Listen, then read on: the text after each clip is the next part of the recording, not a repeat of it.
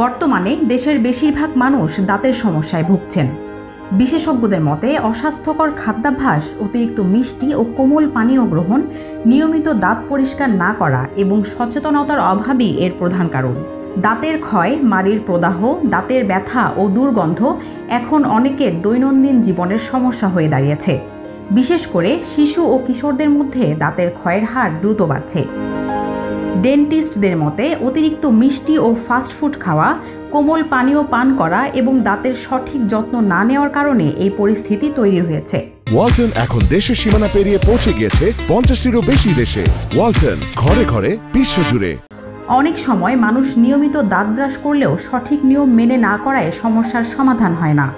ফলে দাঁতের ক্ষয় ও মাড়ির রোগ ধীরে ধীরে জটিল আকার ধারণ করে। দাঁতের সমস্যা শুধু মুখ গহ্বরে সীমাবদ্ধ নয়, উপেক্ষা করলে তা শরীরের অন্যান্য অঙ্গ যেমন হৃৎপিণ্ড, কিডনি ও পরিপাকতন্ত্রেও প্রভাব ফেলতে পারে।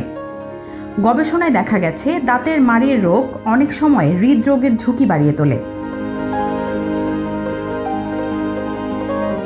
বিশেষজ্ঞদের পরামর্শ অনুযায়ী প্রতিদিন অন্তত 2 বার সঠিক নিয়মে ব্রাশ করা, দাঁতের ফাঁকে জমে থাকা খাবার পরিষ্কার করা এবং অতিরিক্ত মিষ্টি খাবার এড়িয়ে চলা জরুরি। একই সঙ্গে 6 মাস অন্তর অন্তর ডেন্টিস্টের কাছে নিয়মিত পরীক্ষা করানো উচিত।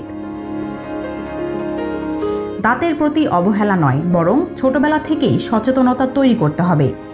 স্কুল পর্যায়ে দাঁতের স্বাস্থ্য বিষয়ক শিক্ষা ও ক্যাম্পেইন চালানো হলে অনেক সময় সমস্যার সমাধান সম্ভব।